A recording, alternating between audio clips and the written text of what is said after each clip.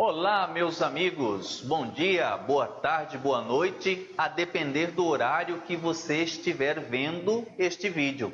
Você, cabo ou soldado da Polícia Militar, que aceitou o nosso convite, aderiu ao nosso projeto de um curso de reta final específico para o concurso de mérito intelectual ao cargo de terceiro sargento.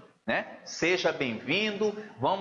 Estamos fazendo este vídeo demonstrativo para que você vá aí arrumando o seu local de estudo, compre o seu caderno para anotação, arrume a sua internet e vamos firmes, porque 30 dias aproximadamente o período para provas. E o tema que eu escolhi para que a gente possa trabalhar é o tema da responsabilidade civil. Responsabilidade civil do Estado, que está descrito no artigo 37, parágrafo 6º da Constituição Federal. Antes, uma rápida apresentação.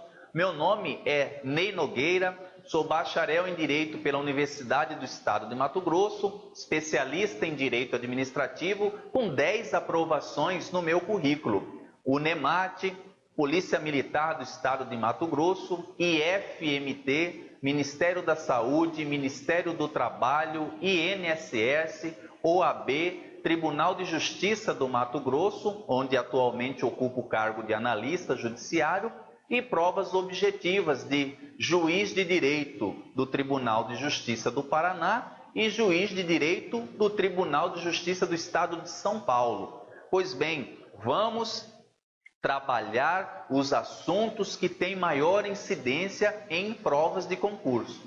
Como eu dizia, nós vamos nesse vídeo inaugural falar sobre responsabilidade civil do Estado, assunto que não falta em nenhuma prova. Então veja, a administração pública direta ou a administração pública indireta, ela deve responder pelos danos que seus agentes causarem a terceiros. Então vejam, meus amigos, que quando nós falamos de responsabilidade civil do Estado, nós temos que pensar, explicar o histórico da responsabilidade civil para que você entenda como é a fase que nós estamos vivendo hoje. Então veja, a primeira fase em matéria de responsabilidade civil, aquele dever de indenizar uma pessoa que sofreu um prejuízo, responsabilidade civil, a primeira fase dela é a chamada fase da irresponsabilidade. Fase da irresponsabilidade. Vamos na tela ver as palavras que, quando você ler numa questão, essas frases, automaticamente você deve lembrar dessa fase. Estados absolutistas, Rei Luís Sol XV, o Estado sou eu. Então veja, voltando comigo, teoria da irresponsabilidade quer dizer que o Estado ele não responderia. O Estado não responderia pelos danos causados às pessoas. Vamos para um exemplo para deixar mais claro essa fase. Imagine que aquela charrete do Estado, arrecadando impostos para o rei, arrecadando mantimentos, ou seja, um funcionário público do Estado, num veículo daquela época do Estado, trabalhando numa função estatal. Caso ele atropelasse, por exemplo, uma criança e matasse essa criança, teoria da irresponsabilidade, não responderia. Você que está pegando a velocidade de pensamento de concurseiro, já deve fazer aquela pergunta. Essa fase, ela está em vigor hoje para o Brasil? Evidente que não. Então, quando o iluminismo ele começa a ganhar força na Europa, olha o termo, iluminismo, quando começa a ganhar força na Europa, a monarquia perder poder, guilhotina em vários monarcas, em vários juízes, aquilo que a história nos conta, então há uma evolução na responsabilidade do Estado também. Então a gente sai da fase da irresponsabilidade e vamos para a fase da responsabilidade subjetiva. Meus amigos, anotem esse termo, subjetivo. Sempre que em matéria de responsabilidade subjetiva, sempre que a gente falar de subjetiva, você deve, gatilho mental, você deve lembrar automaticamente das palavras dolo ou culpa. Falou de responsabilidade subjetiva, eu tenho que comprovar dolo e culpa. Então vamos evoluindo. Se na irresponsabilidade o Estado ele não respondia, na fase da responsabilidade subjetiva, ele já começa a responder, desde que comprove dolo ou culpa. Então era difícil também para a vítima conseguir uma indenização do Estado. Por quê? Porque é difícil comprovar dolo e culpa. Vamos pegar o nosso exemplo dado anteriormente, que fala sobre a charrete e o servidor público recolhendo imposto, né? Imagine que ele atropele uma criança e mate. Você teria, para receber uma indenização estatal, que comprovar o dolo. O que é dolo? Intenção de praticar uma conduta. Então você tinha que comprovar que aquele agente estatal, conduzindo a charrete, queria matar a criança. Ou no caso de culpa, vocês sabem que em matéria de crime culposos, 3 situações, 3 coisas devem ser verificadas para que o crime culposo possa ser configurado: negligência, imprudência ou imperícia. Então veja que nessa responsabilidade subjetiva, apesar de ser possível indenização do Estado, não era fácil, porque precisava comprovar dolo ou culpa. Então nós evoluímos e vamos para a terceira fase, responsabilidade objetiva. É a fase que nós hoje estamos vivendo, responsabilidade objetiva, do artigo 37, parágrafo 6º da Constituição Federal. As pessoas jurídicas de direito público e as de direito privado, prestadoras de serviço público, responderão pelos danos que seus agentes, nessa qualidade, causarem a terceiros. Então veja, esta teoria é a chamada teoria do risco administrativo. Você então vai pegar esse material, né? Você vai pegar esse seu material de apoio e vai começar a anotar, porque você precisa revisar isso. Primeira fase, teoria da irresponsabilidade. Segunda fase, teoria da responsabilidade subjetiva. Deve comprovar dolo ou culpa. Terceira fase, responsabilidade objetiva. Teoria do risco administrativo. Quais são as 3 coisas que a vítima precisa comprovar para ter direito à indenização nessa responsabilidade objetiva, nessa teoria do risco administrativo, que é a que nós estamos vivendo atualmente? 3 coisas: conduta, resultado e nexo de causalidade. Então você imagine uma viatura da Polícia Militar, atropele um ciclista, atropele um motociclista, bata em um outro veículo. Essa vítima, para receber uma indenização estatal, deve comprovar uma conduta. Olha, foi uma viatura da Polícia Militar que atropelou a pessoa X, que bateu no meu veículo. Resultado, o veículo ficou totalmente estragado. A pessoa que foi atropelada quebrou uma perna, ficou sem trabalhar 60 dias, por exemplo. E o nexo de causalidade. Esse dano que essa pessoa sofreu foi em virtude, se deu por causa daquela conduta estatal. Cai em concurso? Muito. As 3 coisas que devem ser comprovadas, segundo a teoria do risco administrativo, para que a pessoa tenha direito à indenização. conduta, resultado e nexo de causalidade. Perfeito. A pessoa entra na justiça, né? Move uma ação judicial e aciona o Estado responsável.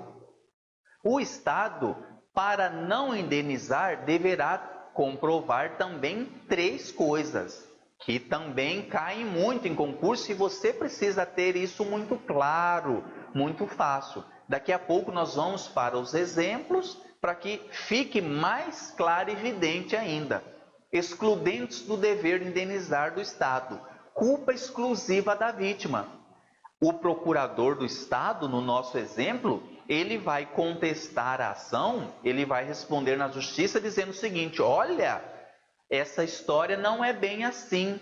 A culpa foi exclusiva da vítima, não foi a viatura da polícia militar que bateu no veículo dele. Foi ele que ultrapassou o sinal vermelho e bateu. Então, culpa exclusiva da vítima acaba com o dever de indenizar. Culpa exclusiva de terceiros. Imagine o seguinte, um outro exemplo. Você vai viajar de uma cidade para outra, pega um ônibus. Imagine aí, Verde, Transportes, Tuti, Mota, qualquer uma dessas empresas privadas. Empresas privadas prestadoras de serviços públicos respondem também na modalidade objetiva. Imagine que você pegue, compre a sua passagem e vá para o seu destino. E no meio do caminho, esse ônibus sofra um assalto, E esses meliantes, esses assaltantes, roubem valores da empresa, bens pessoais das pessoas e vão embora. Existe o dever de indenizar da empresa? Evidente que não. Por quê? A segurança pública, segundo o artigo 144 da Constituição Federal, que nós iremos estudar, fala que a responsabilidade pela segurança pública é do Estado. Então, essa empresa prestadora de serviço público, essa TUT, essa Mota, no nosso exemplo, ela não vai indenizar. Por quê? Culpa exclusiva de terceiros. Ela não... evitar assaltos não está na linha de desdobramento da prestação do serviço de transporte dela. E o outro caso, caso fortuito e força maior. Para o nosso concurso policial, caso fortuito e força maior, nós vamos lembrar, e você vai anotar do lado, eventos da natureza. Sempre que o dano for por um evento da natureza, o Estado não vai indenizar. Porque o Estado, como diz o STF, não é um segurador universal. Não são todas as condutas, todos os danos que a pessoa sofre que o Estado deve indenizar. Então veja, culpa exclusiva da vítima, culpa exclusiva de terceiros. Caso fortuito e força maior, não há o dever de indenizar. Certo? Vamos para o nosso exemplo aqui na tela. Vamos comigo. Imagine aqui, uma viatura da Polícia Militar, Força Tática do Estado da Paraíba, que um ciclista aqui, a moto está caída no chão aqui, um ciclista bateu na viatura. Veja, se foi o ciclista que bateu na viatura, ele estando errado, a culpa exclusiva da vítima, certo? Culpa exclusiva da vítima, o que é? Excludentes do dever de indenizar. Agora imagine que não, a viatura que, estando em alta velocidade, por exemplo, bateu no motociclista, causando-lhe lesões, causando-lhe danos materiais na moto. Então, pode voltar para mim aqui? Então veja, nesse caso aqui, o motociclista, ele terá direito à indenização, se conseguir comprovar conduta, resultado e nexo de causalidade. Conduta, foi atropelado por uma viatura da Polícia Militar. Resultado, quebrou a moto e quebrou um braço. Nexo de causalidade, os danos que ele sofreu foram em virtude do acidente. Então, você já percebeu que a vítima, comprovando esses 3 requisitos, e em contrapartida o Estado não comprovando nenhuma excludentes do dever indenizar, a indenização é devida. Pessoal, vamos ter atenção em matéria de responsabilidade civil para uma coisa: não são apenas os atos ilícitos que geram o dever de indenizar.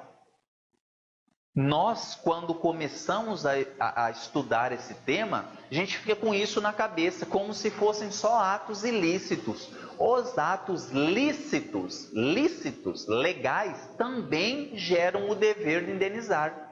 Vou te dar um exemplo para clarificar a sua ideia. Vamos aqui comigo na imagem. Imagine que nessa imagem aqui, ó, o asfalto, né? Esse asfalto aí, ele não existia antes. Vamos imaginar, coloque a sua memória fotográfica em ação. Imagine que essa rua aqui não existia. Então o Estado, ele indeniza, ele bloqueia essa rua aqui. Ele bloqueia essa rua aqui, né? Fecha tudo isso aqui, para quê? Para que ele tenha condição de fazer um asfalto, fazer uma rede de esgoto. Pode voltar para mim aqui. Então vamos lá. Vou imaginar no nosso exemplo da tela, né? O Estado, ele fecha essa avenida, fecha essas ruas aqui, porque ele vai construir um asfalto. O asfalto é uma coisa lícita? Sim, dever do Estado, do município, de asfaltar as ruas, preparar a rede de esgoto, etc. Serviços públicos. Então veja, quando eles começam, né, isolam essa área e começam a trabalhar, por exemplo, eles encontram um museu arqueológico.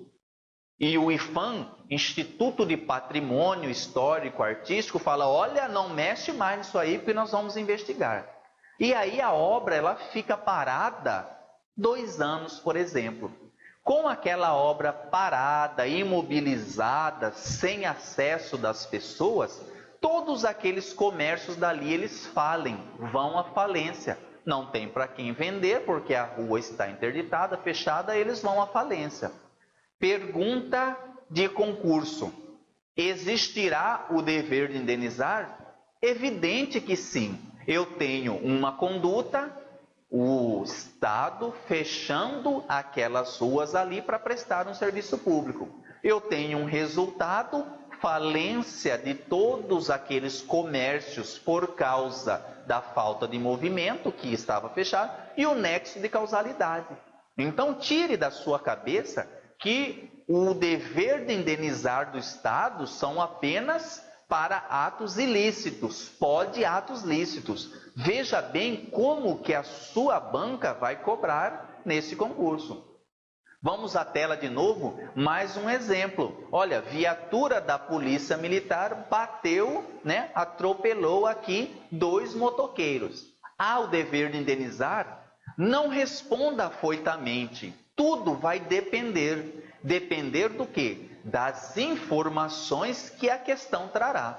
Se a polícia, que a viatura, ela estava, né, na sua atividade e bate aqui nos motociclistas que estavam andando de forma correta, há o dever de indenizar. Agora imagine que o motociclista, eles que estavam errados, segundo as regras do Código de Trânsito, e eles que bateram na viatura.